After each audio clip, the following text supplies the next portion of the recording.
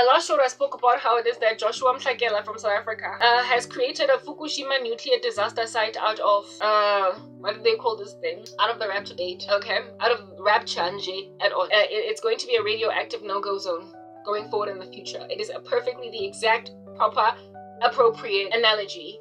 The proper allegory to use right now is a radioactive, you know how with Fukushima nuclear disaster, it didn't quite go off because if it had even, is it Hong Kong is in China, sorry.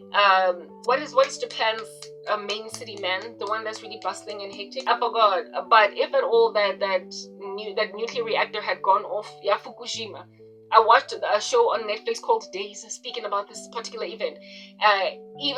Come on, how can I forget? It's gonna come to me as soon as I'm done doing these shows, but anyway, whatever. Even the main capital city of Japan would be uninhabitable today, but they were able to contain it. However, the region, Fukushima and the surrounding regions are no longer habitable. Nobody can go all up in there and for apparently another 50 or 60 years because of radiation. That's what radiation does. Well, Tina, as Christians, we have had a Fukushima disaster nuclear reactor issue going on, and in the run-up to the days of this nuclear reactor doing a thing, Karabo are like the people working at this disaster site trying very hard so that this thing does not explode and so therefore reach Johannesburg or Pretoria, the Hlongwane, you know, our main cities in South Africa. Yeah, even in one little village and that village be uninhabitable, but still the country is largely still safe type thing. Those of us who have been warning, stop with these Rapture date setting. They're harmful, they're dangerous, we are doing damage control. But after the date of the Rapture comes and goes, this time around there's going to be a global gag order that's going to make that radioactive site,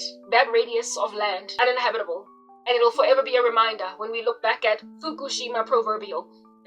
We are going to look back at it as Christians on some a World Health Organization to tell us not to set dates. They're getting all up in our religious freedoms, but why wouldn't they when there's been so many global suicides? Because of the nuclear reactor nonsense that Joshua started. His life is about to be significantly tarnished.